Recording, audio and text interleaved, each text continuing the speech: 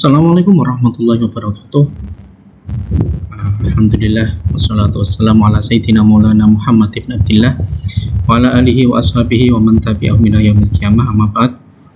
Yang saya hormati beliau Bapak Dr. Jihwanul Kiram LC MEI selaku dosen pengampu studi Quran dan hadis ekonomi.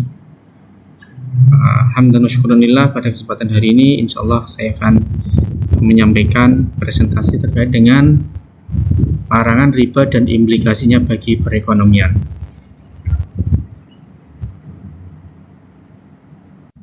Pertama-tama terkait dengan riba sendiri, kita tahu bahwa riba ini adalah permasalahan yang sudah lama, sudah lama sekali dibahas, bahkan tidak hanya oleh umat Islam, tetapi juga sudah dibahas oleh umat-umat terdahulu.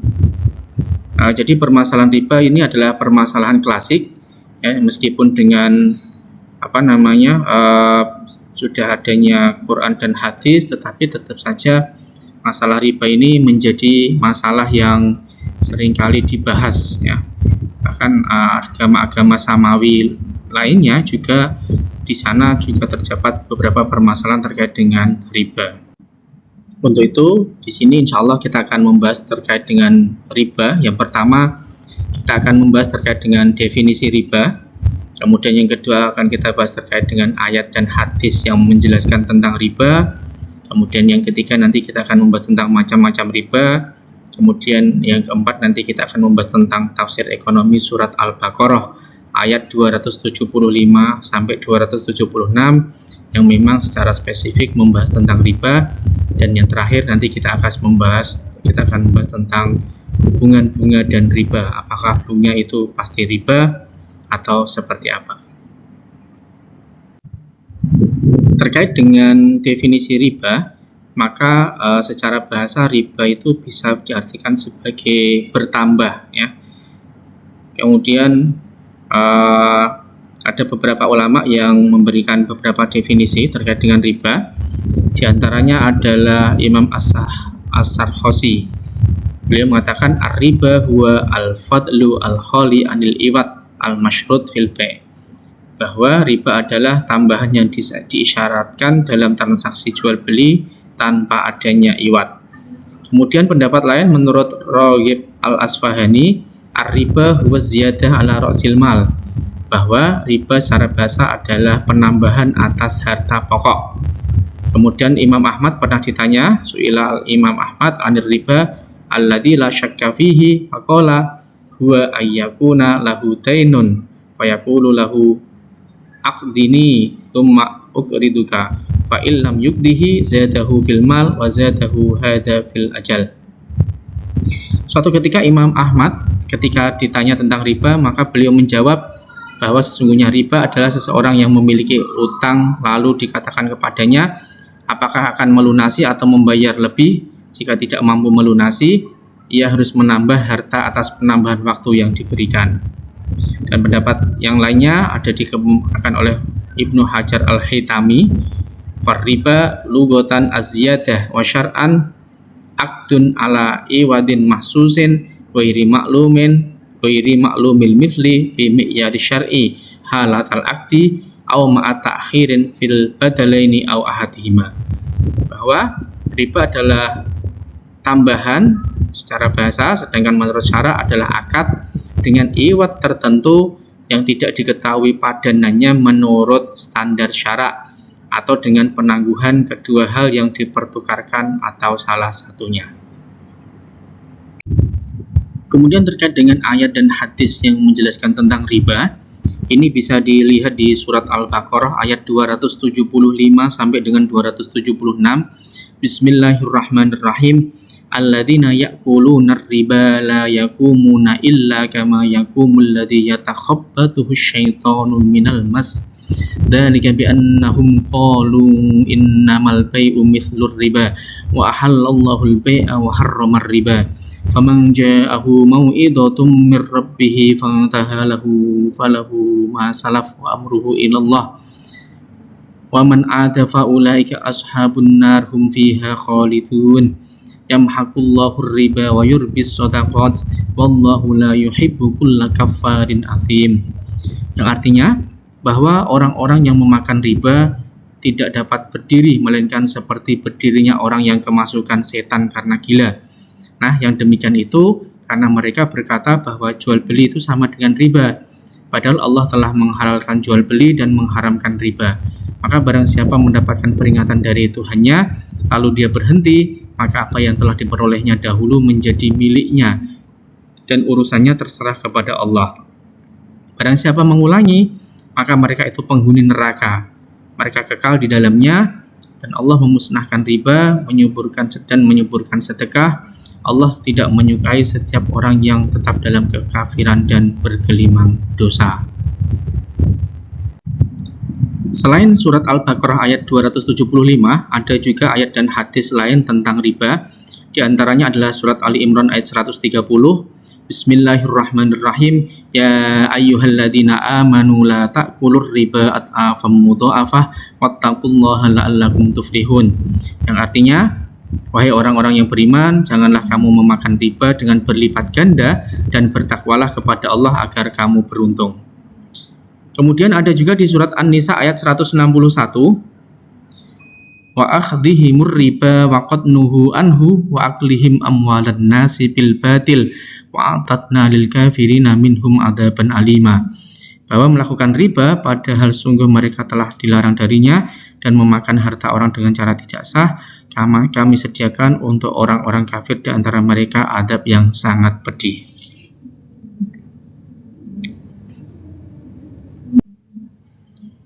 Selain itu ada juga hadis yang diriwayatkan oleh Abu Dawud. La'ana Rasulullah sallallahu alaihi wasallam akilar riba wa muwakkilahu wa katibahu wa syahidaihi wa qala hum sawa. Bahwa Rasulullah sallallahu alaihi wasallam melaknat pemakan riba, juga penyetor riba, kemudian juga penulis transaksi riba, dan dua saksi yang menyaksikan transaksi riba. Kata beliau, Rasulullah, beliau mengatakan bahwa semuanya sama di dalam dosa. Bahkan ada sebuah hadis yang agak ekstrim, menyebutkan az-zina thalathatun wa sab'una baban aisaruha mithlu ayyankihar rajulu ummahu. Riba itu ada, ar-riba salah satun wa sab'una baban aisaruha mithlu ayyankihar rajulu ummahu. Bahwa riba itu ada 73 pintu, dan yang paling ringan seperti orang yang berzina dengan ibunya. Kemudian ada sebuah hadis lagi, idza dhaharuz zina war riba fi qaryatin faqad ahallu bi anfusihim adaballah. Bahwa jika zina dan riba sudah menyebar di suatu kampung, maka sesungguhnya mereka telah menghalalkan adab Allah atas diri mereka sendiri. Terkait dengan macam-macam riba, menurut Az-Zuhaili, jadi Wahbah Az-Zuhaili, beliau membagi riba menjadi dua. Yang pertama adalah riba nasi'ah, yang kedua adalah riba fadl. Riba nasi'ah itu suatu tambahan pada salah satu di antara dua iwat, ya, karena penundaan jatuh tempo pelunasan atau penangguhan serah terima barang meski tanpa adanya tambahan. Yang kedua riba fadl, itu adalah dijualnya harta tertentu, yaitu emas, perak, gandum, syair, garam, dan buah tamar atau kurma dengan adanya tambahan pada salah satu iwat. Sedangkan menurut Syafi'i Antonio, ya, kita tahu Syafi'i Antonio ini adalah salah satu pakar ekonomi syariah di Indonesia. Beliau mengatakan atau menyederhanakan riba menjadi dua, yaitu yang pertama adalah riba terkait utang piutang, dan yang kedua adalah riba terkait dengan jual beli. Untuk riba yang terkait dengan utang piutang, ya, maka beliau membaginya lagi menjadi dua, yaitu riba qardu dan riba jahiliyah. Riba qardu adalah suatu manfaat atau tingkat kelebihan tertentu yang disyaratkan terhadap yang berutang. Atau dengan bahasa lain, segala bentuk praktek utang piutang yang terdapat motif keuntungan atau jarron naf'an, ya, yang kembali kepada pihak peminjam hutang. Jadi semisal menghutangi 1 juta harus kembali 1.100.000. Yang kedua riba jahiliyah, yaitu utang piutang dibayar lebih dari pokoknya karena si peminjam tidak mampu membayar utangnya pada waktu yang ditetapkan. Jadi semisal seharusnya utang itu dibayarkan tanggal 10, tapi karena dibayar di tanggal 11, maka dia harus membayar lebih. Nah, ini masuk kategori riba jahiliyah. Kategori yang kedua menurut Syafi'i Antonio adalah riba jual beli. Ya. Untuk riba jual beli ini, yang pertama adalah riba fadl. Riba fadl ini pertukaran antar barang sejenis dengan kadar atau takaran yang berbeda. Sedangkan barang yang dipertukarkan itu termasuk dalam jenis barang ribawi. Ya. Atau dengan bahasa lain, yaitu transaksi barang ribawi dengan barang sejenis, semisal emas dengan emas, perak dengan perak, beras dengan beras, yang tidak diketahui kesetaraan atau majhulut tamasul dalam mi'yar asy-syar'i pada saat transaksi. Artinya, terdapat motif tambahan pada salah satu komoditinya. Kemudian yang kedua, yaitu riba nasi'ah. Riba nasi'ah itu penangguhan, penyerahan, atau penerimaan jenis barang ribawi yang dipertukarkan dengan jenis barang ribawi lainnya. Ya, riba nasi'ah dapat muncul karena adanya perbedaan, perubahan, atau penambahan antara yang diserahkan saat ini dengan yang diserahkan kemudian.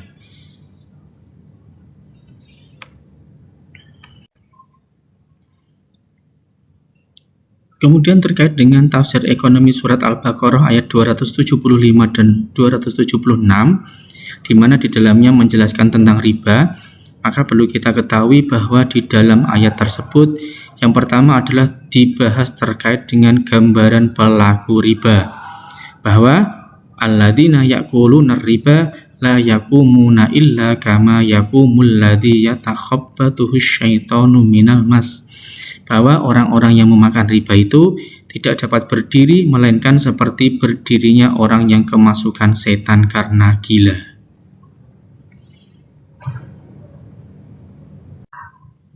Selain menjelaskan tentang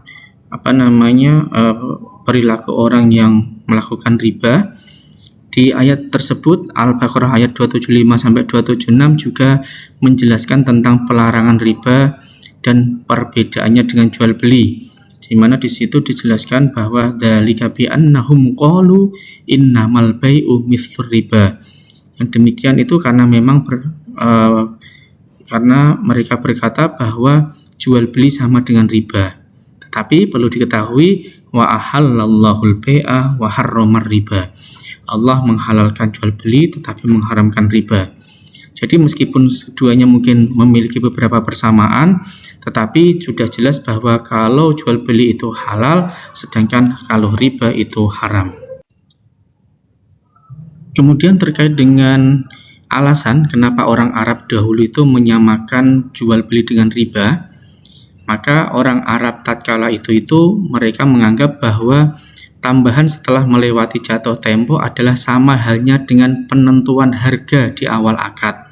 Jadi ketika utang seseorang itu telah jatuh tempo, maka akan dikatakan kepadanya apakah akan melunasi atau memberikan tambahan pada pokok utang karena menangguhkan pelunasan. Maka Az-Zuhaili menjelaskan bahwa pengkiasan yang seperti itu adalah pengkiasan yang fasid. Kenapa? Karena dalam jual beli terdapat barang yang dibutuhkan atas tambahan yang diberikan, sedangkan dalam riba diberikan karena terpaksa dan tidak ada iwat atau pengganti sama sekali. Dan terakhir di pembahasan kali ini kita akan membahas terkait dengan bunga dan riba. Yang pertama ada beberapa teori terkait dengan bunga. Yang pertama teori abstinence, bahwa bunga adalah imbalan untuk kreditor yang telah menahan dirinya untuk mendapatkan keuntungan yang seharusnya dia dapatkan jika menggunakan uangnya tersebut. Ada juga yang mengatakan bunga adalah sebagai imbalan sewa uang. Ada juga teori opportunity cost, bahwa bunga adalah harga yang harus dibayarkan karena telah menghilangkan kesempatan kreditor untuk memenuhi berbagai keinginan dirinya. Kemudian kita tahu bahwa nilai uang pada masa mendatang akan lebih rendah dibanding masa sekarang, maka kompensasi penurunan daya beli uang selama dipinjamkan yang disebabkan oleh inflasi itu bisa disebut sebagai bunga. Terkait dengan beberapa teori bunga di atas, di mana bunga dikatakan sebagai kompensasi, karena orang yang memiliki uang tidak bisa menggunakan uangnya sehingga sebagai kompensasinya dia akan mendapatkan bunga, maka Maududi menjawab bahwa pembenaran-pembenaran yang seperti itu yang mereka utarakan itu adalah sesuatu yang tidak tepat. Kenapa? Karena riba itu sebetulnya bukanlah suatu ganti rugi. Kenapa tidak bisa dikatakan sebagai ganti rugi? Karena uang yang dipinjamkan kepada si peminjam itu merupakan suatu kelebihan dari kebutuhannya dan tidak akan dipakainya sendiri, dan tidaklah dia akan menderita sesuatu kerugian sehingga dia tidak seharusnya berhak untuk menuntut ganti rugi. Sedangkan untuk hukum bunga sendiri perlu kita jelaskan bahwa ada beberapa hukum terkait dengan bunga. Yang pertama adalah hasil keputusan Majelis Tarjih Muhammadiyah, yaitu pada Munas Tarjih di tahun 1968 di Sidoarjo. Kemudian ada keputusan Munas Alim Ulama NU di Lampung tahun 1992, dan ada Fatwa Darul Ifta di Mesir tahun 1989, yang mana menyebutkan setiap pinjaman kredit dengan bunga yang ditetapkan di muka adalah haram. Jadi ketika keputusan tadi kurang lebih sejalan, menganggap bahwa bunga bisa atau masuk kategori riba sehingga bisa dikategorikan dalam perkara yang haram. Namun di keputusan Munas NU terkait dengan bunga, ya, itu sendiri ada tiga hukum. Ada yang mengatakan halal, ada yang mengatakan syubhat, dan ada yang mengatakan haram. Sedangkan alasan yang diberikan oleh beberapa ulama yang menghalalkan bunga, yang pertama adalah bunga dihalalkan karena dalam keadaan darurat. Kita tahu di era sekarang ini kita memang tidak bisa meninggalkan transaksi perbankan, ya. Jadi transaksi perbankan itu mau tidak mau memang sudah menjadi bagian dari kehidupan kita, sehingga bunga yang ada di dalamnya akhirnya menjadi halal karena dalam keadaan darurat. Yang kedua, beberapa ulama yang menghalalkan bunga adalah memakai alasan bahwa bunga yang dilarang adalah yang at'afam mudha'afah, ya, yang berlipat ganda. Sedangkan kalau sedikit, seperti hanya yang berlaku di Indonesia itu, tidak dianggap at'afam mudha'afah, sehingga tidak dianggap sebagai sesuatu yang ikut diharamkan seperti halnya riba. Baik, terima kasih. Sekian presentasi dari kami. Kurang lebihnya saya mohon maaf. Akhirul kalam. Wallahul muwaffiq ila aqwamit thoriq. Assalamualaikum warahmatullahi wabarakatuh.